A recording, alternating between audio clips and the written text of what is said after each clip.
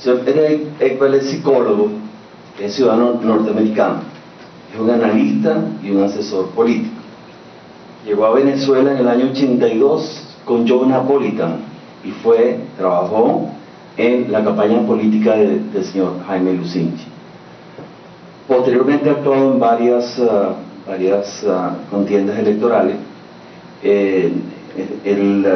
Oscar Arias en Costa Rica, Alan García en Perú, Lula en Brasil, Manuel Rosales en Venezuela en el 2006, Jaime Paz Zamora en Bolivia y por supuesto tiene un conocimiento de Venezuela quizás hasta mucho mejor que muchos venezolanos, tengo que decir. He tenido la oportunidad de conversar con él y puedo decirlo que definitivamente es una persona que conoce la realidad venezolana. Y creo que lo que él nos va a decir ahora, su experiencia, ya son ¿cuántos años, Eric? Son 30 años, y en Venezuela 20. En política, 30 años en Venezuela. Está bien. Eso le acredita a poder exponer su punto de vista. Posteriormente a la exposición de Eric, vamos a hacer dos cosas. Se va a leer un documento reciente, tiene fecha 25 de agosto, que se ha dado por llamar la Declaración de Independencia y Progreso, que yo personalmente suscribo al 100%. Me gustaría que la escuchásemos posteriormente y ver cómo hacemos para divulgarla en su totalidad. Pero una vez que Eric nos dé su exposición, entonces vamos a abrir el derecho a palabra para tratar de simplemente contrastar las opiniones de las personas que están presentes y ver entonces si podemos crear un conversatorio para ver si es que hay algún punto disidente o alguna fórmula que no sea exactamente igual a como yo lo veo. Antes de darle la palabra a Eric, yo lo que sí quiero es que nos llevemos un mensaje de optimismo. Uno cuando oye estas cosas, definitivamente dice uno, ¿para qué votar? ¿Para qué vamos a hacer el esfuerzo? Perdón, yo quiero aclarar esto, voy a decir... Por eso. Ok, no, un momento, la cosa para el fraude es pedir eso, el comando tiene que hacer lo suyo, y lo que tenemos que hacer cada uno de nosotros para evitar el fraude es votar. Claro. O sea, lo que cada uno tenemos que ponerse lo difícil. A eso me refería, gracias Guillermo. Era la próxima lámina. Claro, y estoy seguro que Eric, porque lo hemos conversado, va a dar, por ahí van los tiros. Y entonces el mensaje es bien claro, señores, la pelea es peleando y hay que pelearla y duro. Adelante, Eric. Gracias.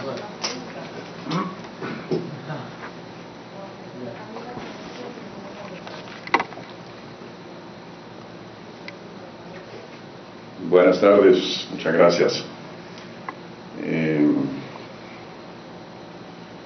Cuando yo escucho a gente con un mensaje polémico o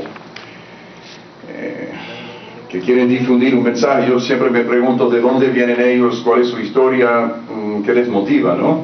Y de cierto modo Guillermo ha tocado eso en términos de su periplo, su experiencia académica y política en este asunto. El mío, como asesor político, que ha sido mi oficio durante la primera campaña fue en el año 74 en Alaska,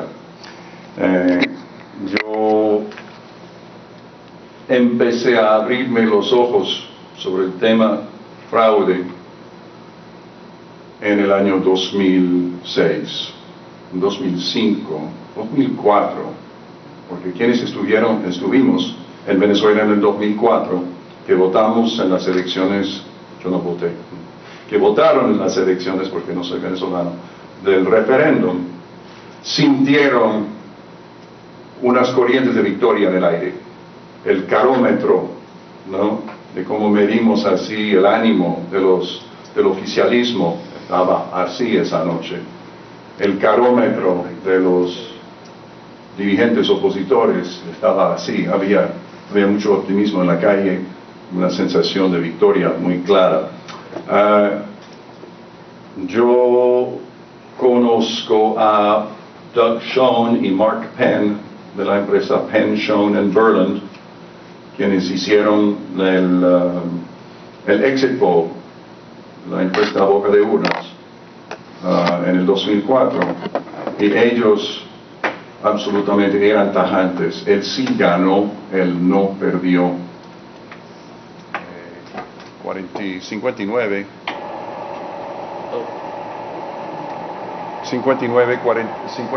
a 41. Estuve durante muchos meses muy perplejo, muy confundido en ese sentido, porque la sensación de uno choca con lo que te dicen. Esto pasó así, y uno siente que pasó de otra manera. Un año después empezaba a leer los primeros informes y los primeros borradores de informes que salía del grupo que luego se constituyera en ESDATA. Precisamente el primer borrador del informe tuyo con Delfino empezaba a salir en el 2005. Y por una serie de circunstancias bien largas, por una amistad que databa ya de bastante años, conocí a Teodoro Petkov, respetaba mucho a Teodoro Petkov y Teodoro a mí, a tal punto que Teodoro me pidió en el 2005 que encabezara su equipo estratégico para su pre-campaña para la presidencia. Yo le dije que sería un gran honor para mí porque yo veía en él un hombre de avanzada, de visión, progresista, moderno, equilibrado, etc., sin supuestamente los vicios y los perjuicios de los viejos partidos por los cuales había trabajado yo durante como 20 años, ¿no? Ya en ese momento. Pero le dije a Teodoro, yo tengo una gran duda, ¿no? Yo tengo una duda tanto sobre la situación política como sobre tu postura en relación con un tema fundamental, porque tú desde el 2004, desde el agosto del 2004, tú fuiste la primera persona de estatura pública en denunciar quienes denunciaban el fraude. Salieron la noche del 15 de agosto Henry Ramos, Enrique Mendoza, Pablo Medina siempre, y varios otros políticos de estatura diciendo aquí hubo fraude. Pero quien ganó esa batalla política fue un hombre, Teodoro Petkov, quien con su vozarrón y su indiscutible autoridad, yo digo caudillismo electoral, aplastó a todo el mundo diciendo no se puede hablar de fraude sin tener las pruebas en las manos, ¿no? Bueno, en situaciones de fraude, en Teherán, en el 2008, con Ahmadinejad, no hay pruebas en la mano. En cualquier país donde se comete fraude, en el acto, en el momento mismo, hay anécdotas, se sabe nos hablaron se quitaron algo de la mesa aquí, hicieron kikiriwiki con los papeles, pero pruebas no existen. Hay un sentido de fraude y cuando uno grita fraude para precisamente que uno investigue. Entonces yo le pregunté a Teodoro, para mí me parece muy curioso que tú sigues siendo el que más denuncia a las personas que hablan del fraude. De hecho, hasta hace unos meses, Teodoro tildaba de leyenda urbana la tesis del fraude electoral. Me había leído los primeros borradores de informe de Salas y Delfino, y había hablado con mucha gente y veía y yo sentía que había un sustento para ese argumento. Entonces Teodoro me dijo, estos son todos unos locos. No, locos, son unos locos, un académico, con la estadística se puede probar cualquier cosa, pero son unos locos, no saben de la política. Extraño, no tienen que saber de la política tampoco. Sin embargo, eso fue mi primer como contacto de disonancia cognitiva. Yo sentía un fraude, pero tengo un hombre a quien respeto que dice, no hay fraude. Vamos a hacer un fast forward. El año siguiente me contrata Rosales para hacer la campaña, para trabajar en su campaña. Teodoro Petkov es nombrado presidente de la Comisión de Estrategia del Comando. El mismo Doug Schoen, que había hecho el exit poll en el 2004, está contratado Penn & Schoen para hacer las encuestas de base de la campaña. Y Doug, al llegar a Venezuela, y eso es muy importante porque les ayudará a entender la dinámica y precisamente en qué consiste una encuesta creíble. Sí, gracias. Doug Schoen me dijo, esta gente quiere que yo haga encuestas normales.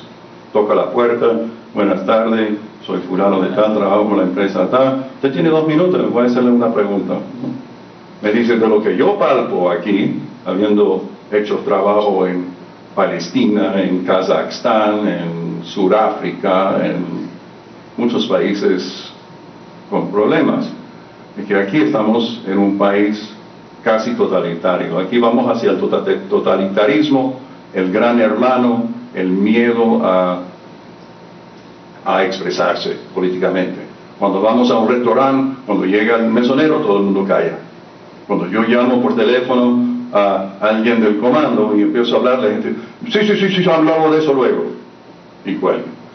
Me dice, no puedo hacer encuestas normales aquí, las encuestas, los datos no van a representar la voluntad o los deseos, anhelos del pueblo. Entonces voy a hacer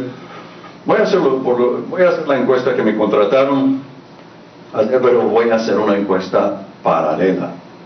Y voy a tratar de comprobar mi hipótesis de que existe un factor miedo en la población. Yo creo, en honor a la verdad, que Doug había hecho eso en otros países también, pero quería probarlo en Venezuela. ¿Y qué hizo? El mismo día de la primera encuesta, finales de agosto del 2006, un domingo, él desplegó por todo el territorio nacional en 200 puntos públicos, boca de metro, esquinas, plazas, salidas de barrios, por ejemplo, que correspondían a capas y niveles demográficos del país. 200 encuestadores, esta encuesta es muy cara, por eso que nadie lo hace. Y cada una de esas personas va a hacer la misma encuesta con el mismo cuestionario de la otra encuesta, las 5 preguntas básicas, pero abordando a una persona en la calle diciendo, usted tiene 2 minutos, por favor, si quiere lléname este tarjetón y en este morral que tengo ponga por favor el papelito donde usted ve un recipiente con otro papelito, con una ranura, un pequeño, pone el papelito. Lo que descubrió es que en agosto del 2006, Chávez tenía una ventaja de 27 puntos sobre Manuel Rosales en la encuesta en la casa, en la puerta de la casa. Y descubrió que esa misma brecha se reducía de 27 puntos a 13 puntos cuando se hacía la encuesta del morral que llamamos. Y precisamente 14 puntos de diferencia. 14 puntos de diferencia significa que 7% de los encuestados están mintiendo. Están diciendo, voy a votar por Chávez, pero en el fondo lo que quieren es votar por Rosales. No es que no quieren votar o no van a votar o no saben por quién votar, sino literalmente se voltean y dicen por miedo, se supone que van a votar por Chávez. Saltamos 2 meses para finales de octubre. Doug no mencionó la existencia de esta segunda encuesta. Simplemente hizo su presentación, usted tiene una desventaja de 27 puntos, y esos 27 puntos estaban reflejados en las encuestas de Keller, las encuestas de Data Analysis, más o menos de todo el mundo. ¿Okay? Porque todo el mundo en Venezuela utiliza la misma metodología, toca la puerta, ¿no? Hace su cluster aleatorio poliatápico, te ponen una ficha técnica que suena pero maravillosamente científico, ¿no? Pero en el fondo no toma en cuenta el factor humano. Hace una encuesta 2 meses después, ahí la brecha se cierra a 20 puntos en la encuesta a puerta de la casa y, milagro, se cierra a 6 puntos, 14 y 14. Comprobó su hipótesis y se dio cuenta que en el fondo Manuel Rosales tenía una desventaja de 6 puntos frente a Chávez a 6 semanas de las elecciones. Y en ese momento él devela la existencia de la segunda encuesta. Él hace una presentación a Eliseo Fermín, Aristides, Ledesma, por supuesto Rosales, Barbosa, estaba Enrique Márquez y estaba Diego Aria también. Creo que quizás 2 o 3 personas más. 10 personas máximo, el grupo ejecutivo del comando, y les explica que todas las encuestas que están en la calle y hasta la encuesta de a puerta de casa no son válidas, que la verdadera encuesta es que él está a 6 puntos a 6 semanas de las elecciones, y que la curva precisamente de Chávez, que sigue chata, 40 y pico de porcentaje, y el de Rosales va subiendo. Estos 6 puntos están aquí, y el 3 de diciembre las curvas se cruzan, si uno saca la tendencia, y les dice: usted puede ganar las elecciones si hace una campaña, pero bárbara. Es posible, no es probable, porque el peso del gobierno, la fuerza del gobierno, la posibilidad de hacer trampa, pero él dijo: yo garantizo que nadie gane por más de 5 puntos o pierde por más de 5 puntos. Estas son las elecciones más reñidas que he visto, y usted tiene una posibilidad de ganar. Para mí, donde empiezo a abrirme gran los ojos en ese proceso, 2 cosas. Había conocido a Guillermo, había conocido a María Mercedes Ferres Cordero, la autora de uno de los estudios sobre el fraude del 2004. Su estudio no había salido todavía. El estudio de ella fue el primero que fue publicado en The International Statistical Review en diciembre, 6 de diciembre, 3 días después de las elecciones en el 2006. Pero el mes de octubre fue un mes muy interesante, porque conozco a Guillermo, conozco a Meche, conozco a Alfredo Weil, conozco a Villalobos, conozco al equipo de lo que se constituiría en ESDATA, y ellos llevaban un mes tocando a la puerta del comando. Por favor, déjenos explicarles por dónde viene la trampa esta vez. Nosotros estudiamos el fraude del 2004, sabemos, como dice Guillermo, el fraude es un virus en mutación constante. Cuando lo cachas así en un año, ya ha cambiado para el año siguiente y sigue cambiando, y ha cambiado para este año, y de eso hablaré en un momento. Llevamos un mes tratando de entrarle y llegarle a Barbosa y llegarle a Manuel Rosales, y nadie nos quiere escuchar, porque tenemos aquí dibujado, aquí tenemos 170 centros electorales, centros de votación en la área metropolitana de Caracas, que son centros que llamamos eufísticamente de alto riesgo, que significa centros donde no entra ni sale nadie, pero salen 88% de los votos para Chávez, ¿no? Y hay que vigilar esos centros, y hay que atrapar en flagranti el fraude en ese sentido. Yo digo, y nadie les para, nadie les está escuchando, no. Yo hablé con Omar Barbosa, a quien conocía muy bien porque había hecho su campaña para la gobernación de Zulia en el año 95. Le dije: Omar, tienes que escuchar a esta gente, porque viene una trampa como nos vino encima en el 2004, y ellos saben lo que hay que hacer. Para mi gran sorpresa, escuché la misma palabra de Teodoro Petkov el año anterior. Ay, no le para bola, esa gente son unos locos, no, académico, loco, no tienen los pies sobre la tierra, no saben cómo funciona la política, están en otra cosa, Eric, no le para. Pero, ¿qué te cuesta escucharlos?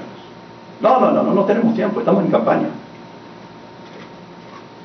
Acudí al amigo Diego Aria, que formaba parte del plano mayor del comando. Le dije: Diego, yo no tengo la palanca suficiente para que Omar me escuche, por favor intervenga en este proceso. Y Diego torció brazos en el comando, y por fin les dieron, media hora, creo, para hacer una presentación. Hicieron la presentación en 15 minutos. Así, señores, están los puntos de peligro, lo que necesitamos son 2 personas por cada centro, son 340 personas, nosotros no tenemos, no le estamos pidiendo dinero, váyanse ustedes, constaten ustedes lo que está pasando ahí, de ahí a la trampa, y es ahí donde vamos a impugnar los resultados de estas elecciones. ¿Preguntas? Ni una pregunta. Ni una pregunta. Muchas gracias, señores, y ya, salieron así como totalmente confundidos. Nadie entendía nada. Yo pregunté a Omar luego, ¿qué pasó? Entonces vamos a armar, vamos a protegernos. No, eso a mí me pareció extremadamente raro. A mí me produjo otro ataque de disonancia cognitiva, es decir, entre lo que uno siente y el conflicto con lo que le dice uno, ¿no? Las creencias versus la víscera, ¿no? Una semana después, para mi gran sorpresa porque soy ingenuo, de cierto modo, yo sigo creyendo en la gente y creo que la gente, en el fondo, la gente es buena hasta que me comprueba que sea mala, ¿no? La semana siguiente, el 10, 12, 15 de noviembre, escucho a Teodoro Petkov en un programa de Carlos Croes, cuando Carlos Croes le pregunta, ¿cómo van las elecciones? ¿Cómo va el candidato? ¿Cuáles son las posibilidades de ganar? Teodoro Petkov dice, Carlos, muy difícil, una brecha insuperable. Lamento decirte que va a ser muy, muy difícil remontar la cuesta. Chávez tiene una ventaja, pero insuperable. Y en ese momento es donde yo empecé a coger así como frío. ¿Quién es quién aquí? ¿Quién trabaja para quién? El candidato es el candidato de verdad. Omar Barbosa de verdad quiere que su candidato gane. ¿Quién está encompinchado con quién? ¿No? Cuando Chávez gana por la brecha histórica, nunca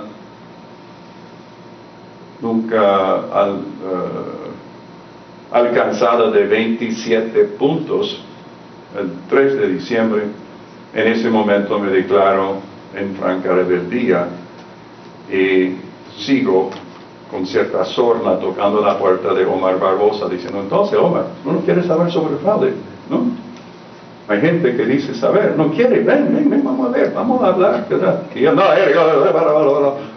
y yo así como casi para comprobar mi hipótesis, seguía como hasta darme cuenta, no, tú formas parte del problema, tú estás metido en el fraude. Como diríamos en inglés, you're an enabler, you're enabling the fraud. ¿No? 2 meses después, una serie de circunstancias, yo empiezo a hacerme un posgrado en fraude electoral a partir de ese momento. Creo que pasé 50 horas con la gente de Data durante los próximos meses, porque mi idea era, voy a llevar este dossier, voy a llevar este cuento, esta experiencia a la vista del mundo. Hablamos en ese momento de hacer un foro que iba a ser patrocinado por el PAN en la Universidad de Monterrey.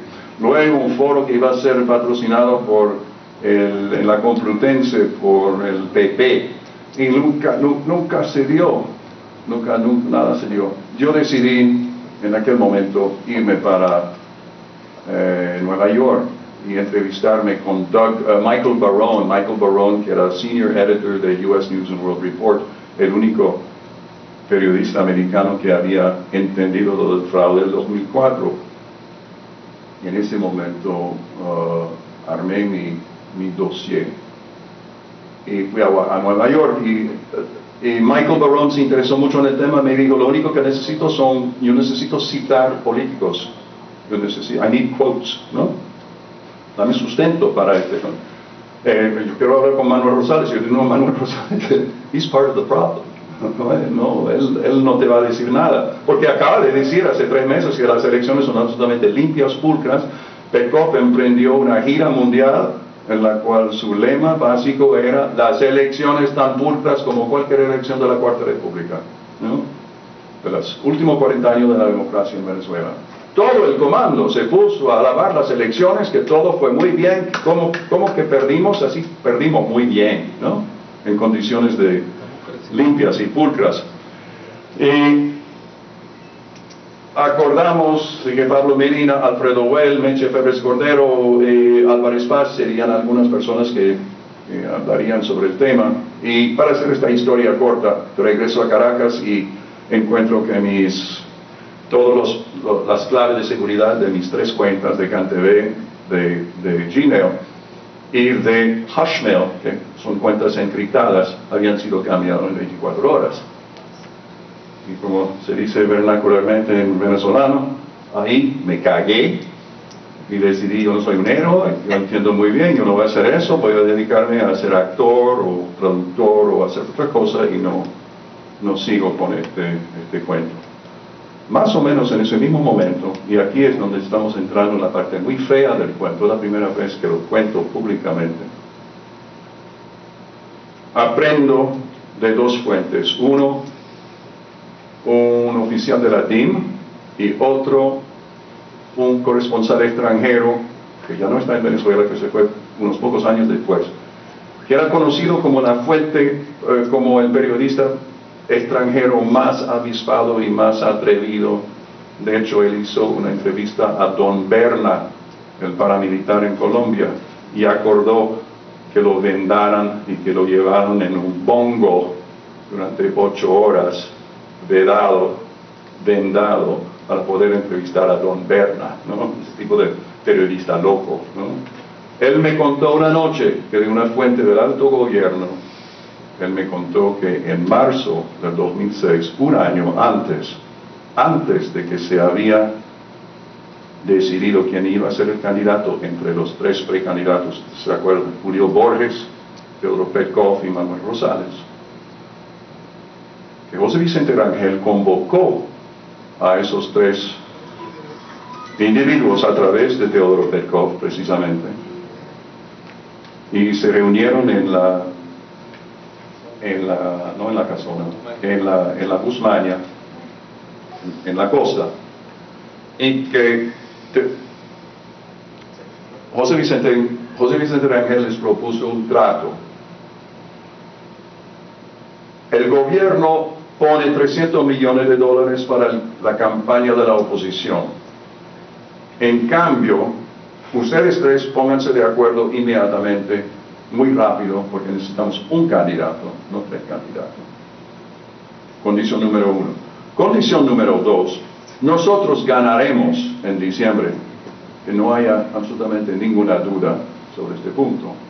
Y ustedes avalarán nuestra victoria. No pedirán auditoría, ni recuento, ni menos hablar de fraude. Eso no.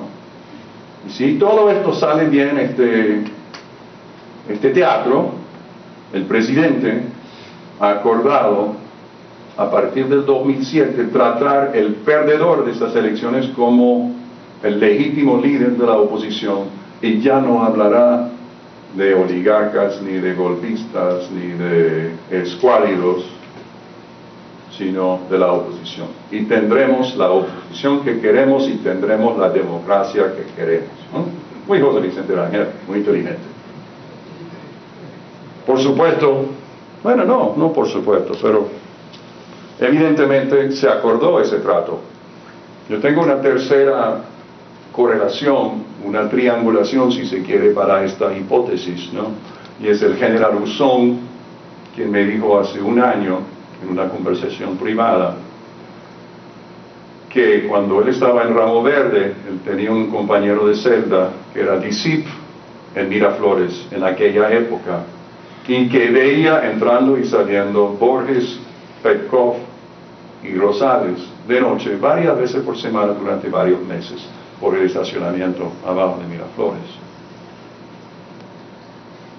Bueno, ¿dónde estamos hoy en día?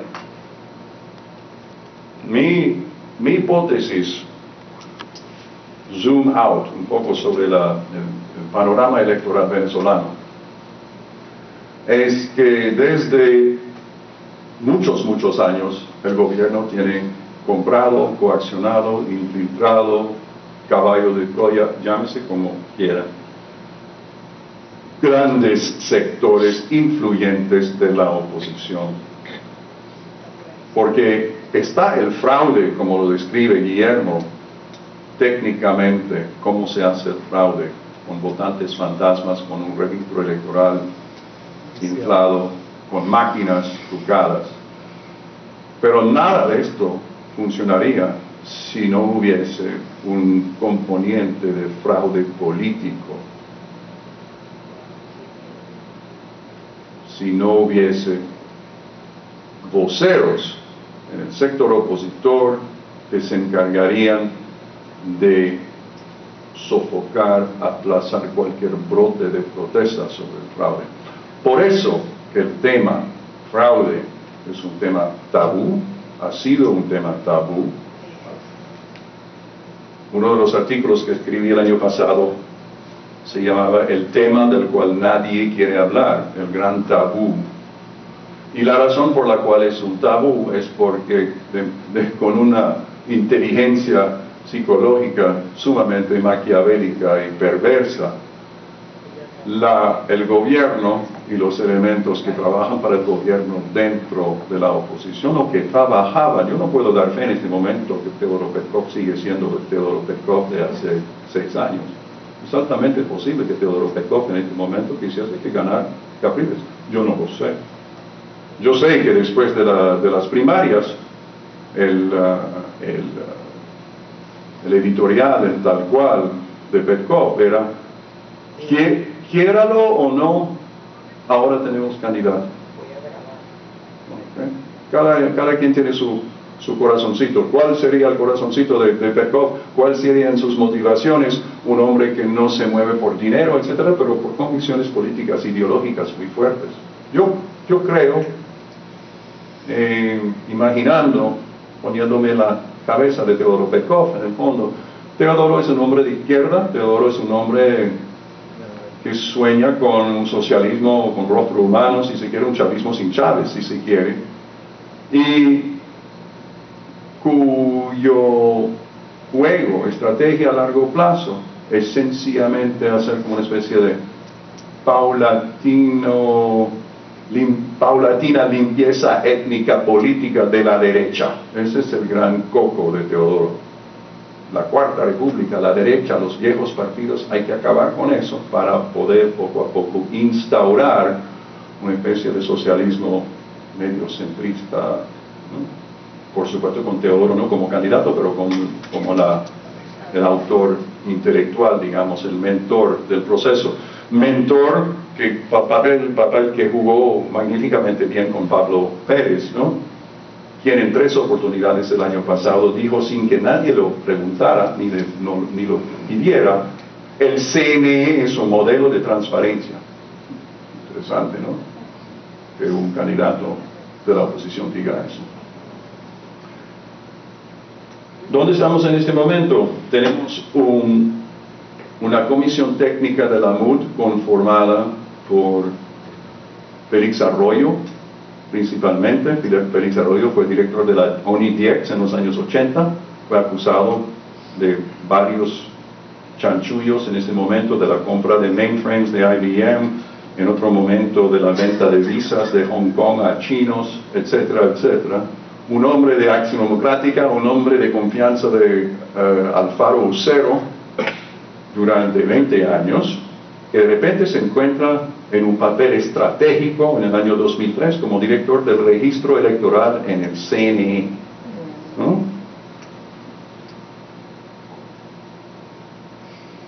Sobeya Mejías, la cita Sobeya Mejías diciendo que Félix Arroyo es un hombre de confianza de Jorge Rodríguez y de Francisco Carrasquero, ¿no? Hombre de Acción Democrática de repente se vuelve chavista y 10 años después, ni siquiera 10 años después, en el 2008 está de subsecretario de Organización de Acción Democrática y un año después, con la conformación de la MUD, es el delegado de la MUD como enlace con el CNE.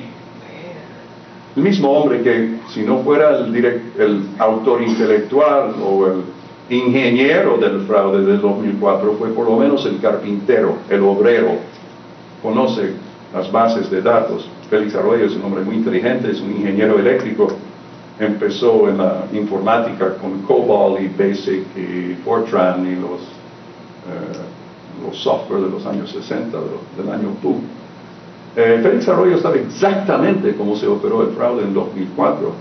Félix Arroyo sabe exactamente, estando en el 2006 en el CNE, director del SAIPE, que como el SAIME, en ese momento, cómo se hizo el fraude en el 2006. ¿Por qué Henry Ramos lo nombra subsecretario de organización? Dos años después, bueno, es como decimos eufemísticamente, inexplicable, ¿no? Busquen sus razones, ¿no? Pero el hecho es que Félix Arroyo en las elecciones del 2006, 2007 y 2008 por parte de la oposición, 2008, 2009, 2010, etc., Félix Arroyo como delegado de la MUD para negociar con el CNE, los testigos, los miembros de mesa, etc., es la persona que pone y quita testigos. Por eso que en el año 2006 se hablaba de que había solamente 60% de testigos en las mesas, pero dentro del comando sabíamos que había solamente 30, 25, 30%, ¿no? Fácil con la 75% de las mesas desatendidas robar las elecciones, ¿no?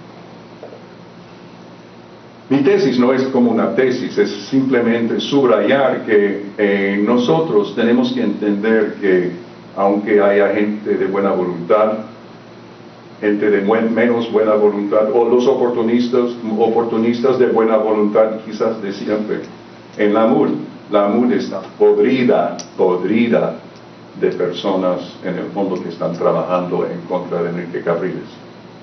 Quizás en su fuero interior gustaría ver un demócrata como presidente. Chávez no es hombre a nadie que no sea chavista en el fondo, ¿no? Vicente Bello quisiera que Chávez sea presidente para siempre, no. Pero yo me imagino que Vicente Bello está siendo suficientemente bien remunerado para quizás pasar por encima de sus preocupaciones y su conciencia. Hay muchos que han vendido o alquilado su conciencia en este proceso.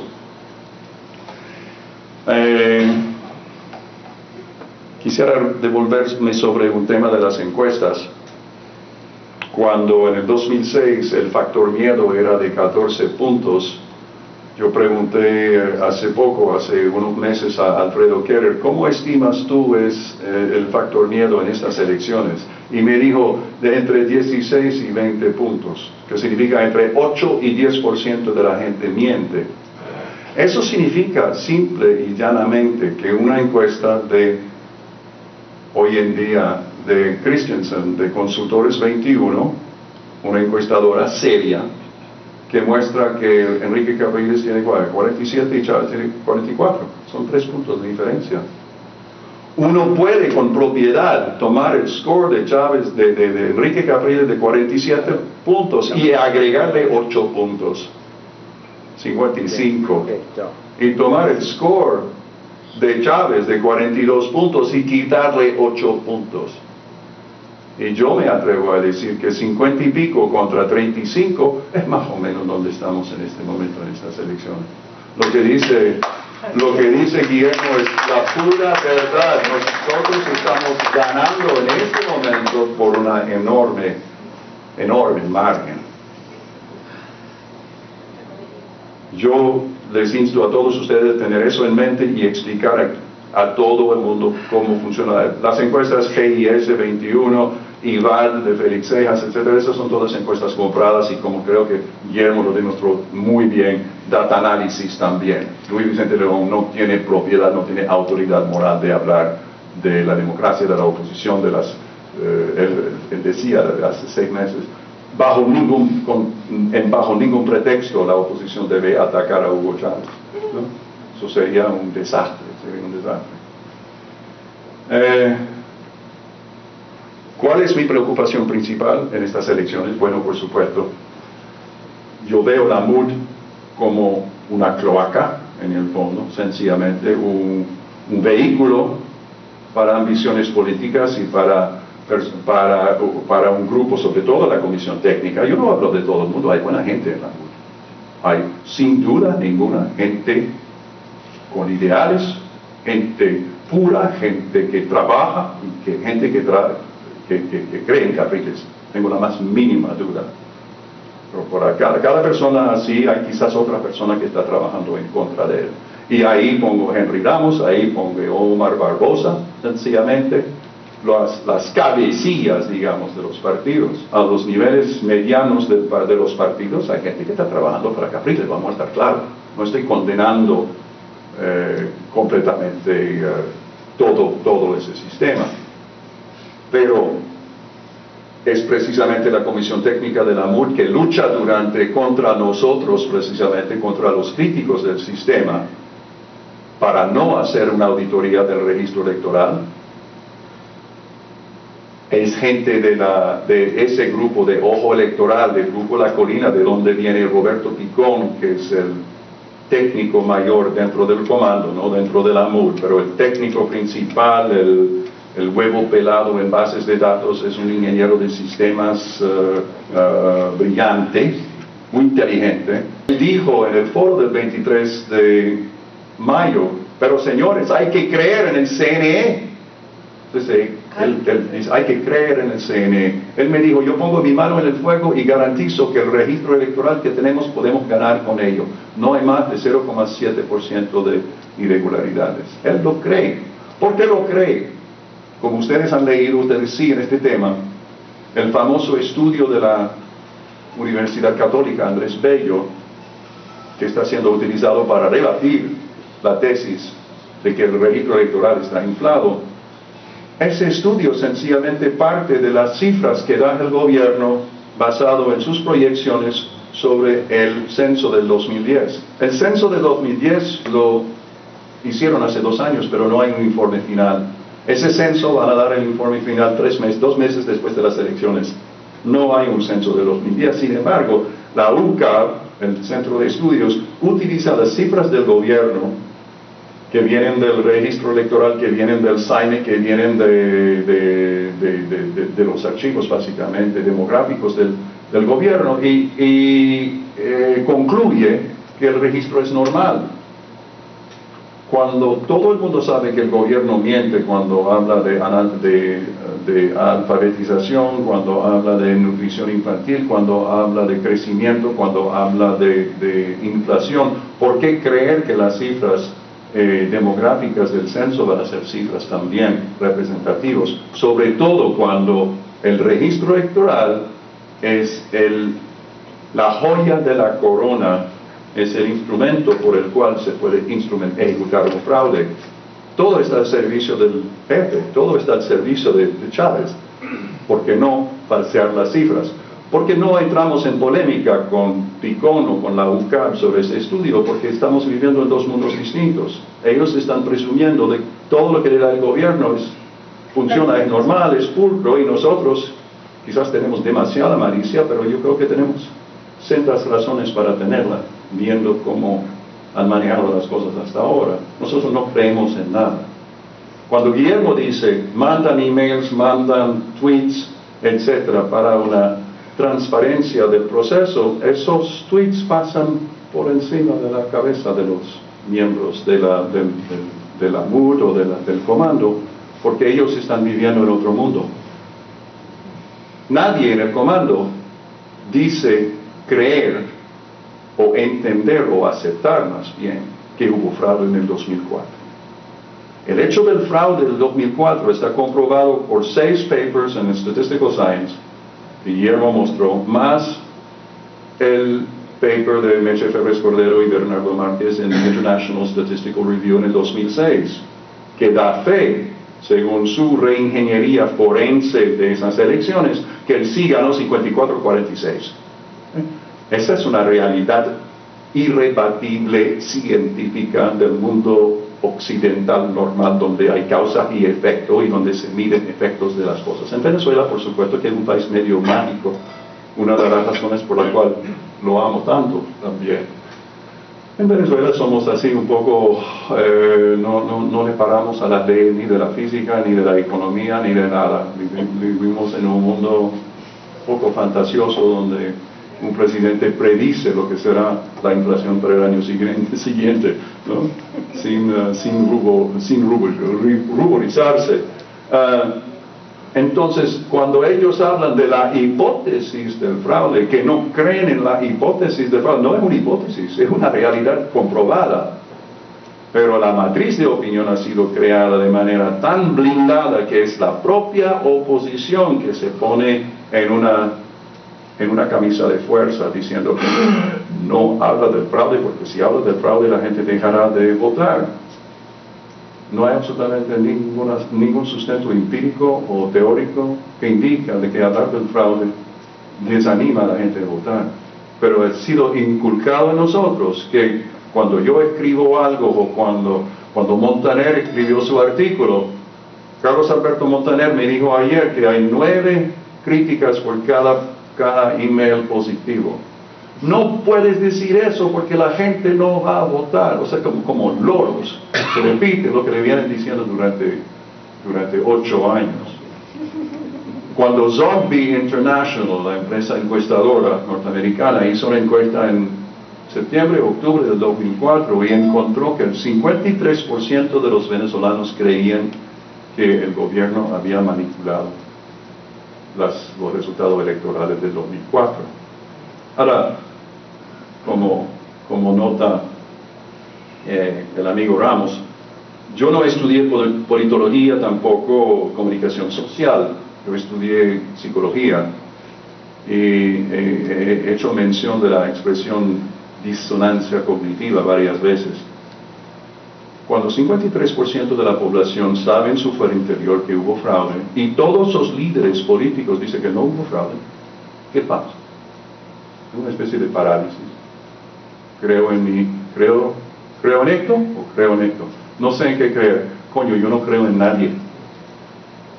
¿Y qué pasó a partir del 2004? Nace el MINI, que en el 2004, 2005, 2006 llegó a ser el 50% del electorado. ¿Ustedes se acuerdan? El MINI son 50% del país. ¿Por qué? Porque el MINI en su fuero interior sabía que había fraude. Esperaba que el gobierno, la expectativa es que el gobierno lo desmiente. No, elecciones limpias. Pero es la propia oposición que había perdido, que dice, no hubo fraude. Poco a poco creo que la gente se está dando cuenta de la situación. Y la pregunta ahora es, ¿qué hacer? Evidentemente votar masivamente, por un lado, pero votar si me permite, con arrechera, y a sabiendas de que ese es el inicio de la lucha. Es decir, no votar así, sino votar así, con una postura proactiva, una postura agresiva, una postura dispuesta a defender el voto y a pelear el voto y a denunciar los atropellos y a no tener miedo, ¿no? Porque fraude habrá, y fraude masivo habrá si llegamos a elecciones. No estoy tan seguro que llegaremos a elecciones, porque como dijo Guillermo, para que un fraude sea exitoso tiene que ser plausible, tiene que ser verosímil, ¿no? Y es creíble. Difícil de saber si podrá ser creíble en ese medio un fraude. Si yo tuviera una batuta mágica, ¿qué haría yo para estas elecciones? Bueno, por supuesto, auditar es demasiado tarde, ¿no? Estamos en la recta final. Yo haría una cosa, no más. Yo retiraría, ¿ustedes se acuerdan de la máquina captahuella, de la máquina de votación y con el cuaderno electrónico en esa lámina de Guillermo? Por primera vez en las elecciones en Venezuela, los electores se van a topar con un sistema diabólico, que es una máquina captahuella, no una cajita con una ventanita pasiva donde tú depositas tu huella, sino una máquina captahuella interactiva. Llegarás a la mesa de votación, te preguntarán, ponga por favor su número de cédula en esta máquina, ponga su huella contra la ventanita y ahí, milagro, sale tu nombre con tu foto. Y en ese momento la muchacha o el muchacho detrás del laptop ahí dirá, usted puede votar. Y aquí hay una máquina de votación. Y aquí hay un cable visiblemente conectando la máquina de votación a la máquina capta huella. Con tu foto. Con tu foto. ¿Quién sabe? ¿Devela el secreto del voto? ¿No devela el secreto? Es una caja negra, yo no sé, yo no puedo dar fe de esto. Mario Torre da vueltas por el país frenéticamente con un PowerPoint de 25 láminas incomprensibles, hablando de randomización y de y muros chinos entre esto y el otro, y sistema que yo no entiendo. Si yo no lo entiendo, ¿cómo voy a entender 80% del país, ¿no? O creerlo, para convencernos que el sistema es inviolable, imposible que sepan para quién votaste, ¿no? Pero ahí está el cable, sin embargo. Y los votantes van a ver esa configuración por primera vez. Nunca lo han visto, lo van a ver por primera vez en estas elecciones. Ahora con el simulacro, creo que lo están ablandando. Creo que están utilizando el simulacro precisamente para prevender el miedo, de cierto modo, ¿no? Porque se han dado cuenta de una cosa terrible. Y la cosa terrible es que el comando ha estado recibiendo, yo diría casi sus órdenes de la Comisión Técnica de la MUR. No protestas contra la máquina capta huellas. Lo que tenemos que hacer es una campaña de concientización. Tenemos que convencer a los venezolanos que esta máquina no devela el secreto del voto. Well, good luck, ¿no? Las elecciones, la última encuesta que hizo hace 2 meses, en junio, Greenberg Quinlan Rosner, que es la compañía encuestadora del comando de Capriles, descubrió que el 63% de los electores creen que su voto no será secreto. Y cuando uno tiene miedo, así, no hay ninguna campaña que te va a convencer de lo contrario. Sobre todo cuando el gobierno, institucionalmente, en sus canales y también en Globovisión y Televen y Venevisión y en todas partes, está mostrando cuñas institucionales de la misión vivienda, de esta misión, de la otra misión, diciendo, yo recibí mi casa. Y el mensaje no tan subliminal es, si te portas bien, tú recibirás tu casa también. 3 millones de personas han aplicado para la misión vivienda, poniendo lo primero que hacen es poner su huella digital en una maquinita. ¿Qué estoy diciendo en este momento? Estoy diciendo que Chávez podría perder 35-65, ¿okay?, por 3-4 millones de votos potencialmente. Pero si la mitad de la población venezolana y la mitad de los electores, por ende, 19 millones de electores, de los cuales 14 millones votarán, de los cuales de la mitad son 7 millones, básicamente. 17 millones de personas en el fondo. Llega a la máquina, capta huella con la máquina de votación y tiene que decidir entre su corazón, su ilusión, su sueño para el futuro, la democracia, lo que quiere, y cuidar esa ínfima posibilidad de que quizás va a tener su casita. Entonces, yo no sé cómo contestar a esa pregunta. Puedo ser psicólogo, pero no sé, no puedo leer la mente y el corazón de la gente. Ustedes pensarán en eso y me dirán qué piensan. Cuando hablamos de la mutación del fraude, hemos llegado a esta mutación tan diabólica que tenemos en este momento, que es el fraude a la vista, ¿no? ¿Por qué el comando Capriles? ¿Por qué Enrique? ¿Por qué Briquet? ¿Por qué Leopoldo López? ¿Por qué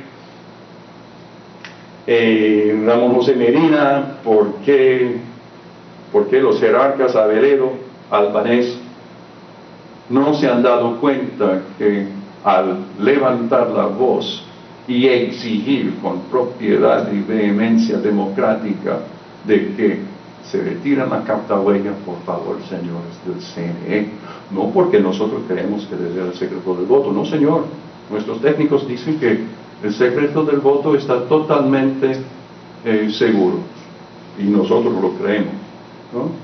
Pero porque ellos no lo creen, porque el pueblo tiene miedo. Ustedes están coaccionando, intimidando al votante. Y ese mensaje, que es muy poderoso, Ese mensaje muy poderoso para las juntas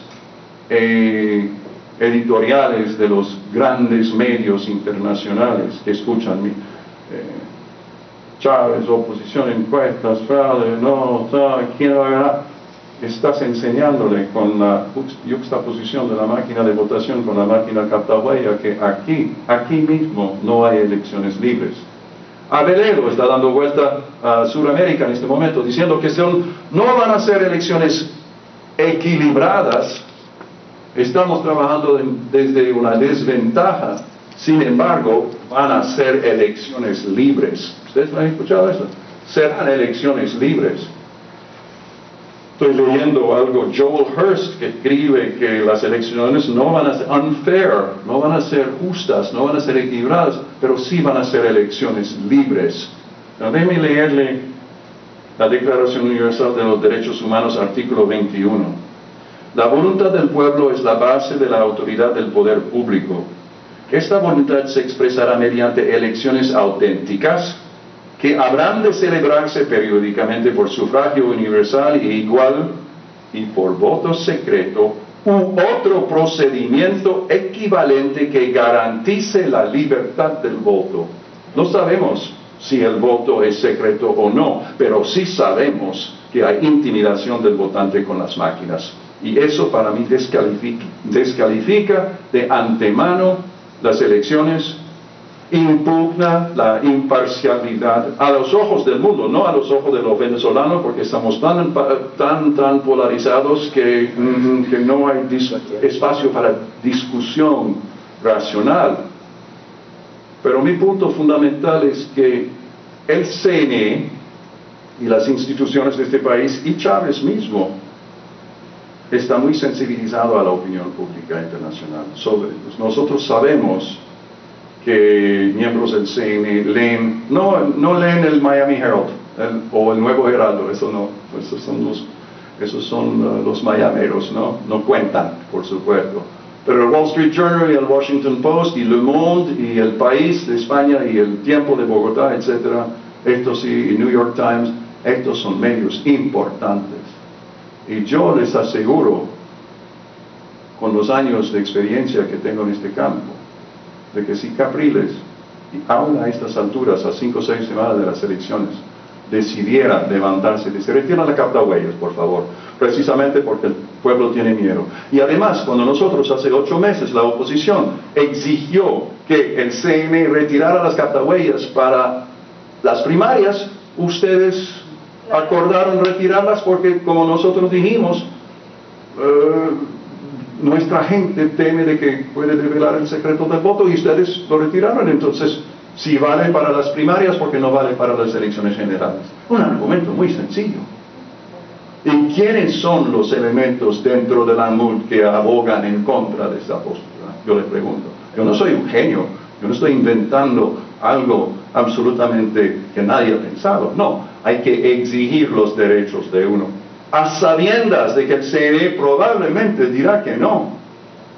Lo que yo digo es que al decir no, nosotros conseguimos una victoria moral. Nosotros demostramos al mundo entero y al país entero que el CNE está abiertamente, totalmente sesgado y no tiene autoridad legal o, según lo que significan elecciones auténticas, manejar estas elecciones. Y de ahí se pueden impugnar los resultados. Para mí, la elección de verdad y la lucha electoral de verdad empieza la mañana del 8 de octubre. Como pasó con Fujimori en el año 2000, tuvo que esperar meses para que, Toledo quiero decir, para hacer valer en el fondo la tesis del fraude en esas elecciones. No tengo más. Muchas gracias.